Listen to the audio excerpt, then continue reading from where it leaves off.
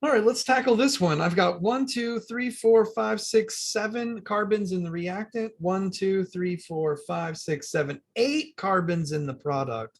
I do need to add a carbon. And so what that means is that I'm really limited. At this point in organic chemistry, maybe you're going to think you can do Grignard if you're a little bit more advanced. But really, for me, the only way that we know how to add carbon is we have two ways. One way we could do a substitution reaction and we can add CN. But the problem with adding CN is that we don't know we can't do anything with it in Orgo 1. This is Orgo 1. So we can't do anything with it. So that's not the thing we want to do. The other thing we can do is we can do alkylation with an alkanide ion.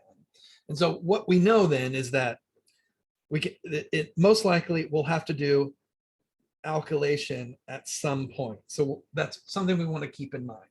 So let's just go ahead and think about it from that standpoint, knowing that at some point we're going to need a triple bond. Okay, well, let's take a look at this functional group. What do we have here? We have an alkene. Now, we know how to make alkenes. We can make alkenes from we do elimination reactions, but we can also do reduction. And specifically, though, I have a transalkene. And the idea of, well, what do I do? Do I do reduction or do I do elimination? Then I think about my first thought about, well, which one should I do? Well, I know that I have to do alkylation at some point, which means there's a triple bond that comes into play. Okay, well, if a triple bond comes into play, then maybe I don't want to think about doing elimination to make this double bond. Maybe I'll think about reducing something to make a double bond. So I could reduce something to make the double bond. And if it's trans, then the reduction was the dissolving metal reaction.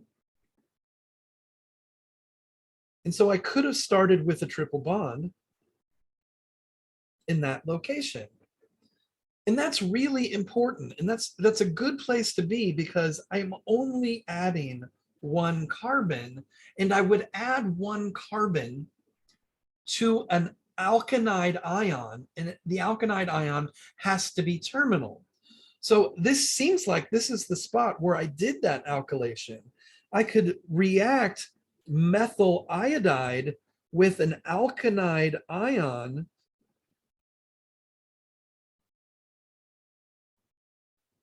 in order to do that carbon-carbon addition. Okay, well, how did I make the alkanide ion? Well, I made the alkanide ion by reacting it with sodium amide. So there was an alkanide ion made from an alkyne by reacting it with sodium amide. Okay, let's think about the alkanide. How do I make so now I have some challenges. I've got 1, 2, 3, 4, 5, 6, 7, 1, 2, 3, 4, 5, 6, 7. So I don't need to add or remove carbon. So at this point, everything is a functional group transformation. All right, so now the only way I know how to make alkynes is through elimination, but it's got to be the elimination of 2 bromines. So how can I do that? Well, if I did this and I reacted it with sodium amide, then I would have the triple bond eliminated from the 2 bromines. Okay, well, how can I make those 2 bromines? Well, the only way that I know to put 2 bromines on something is to do Br2. That's it.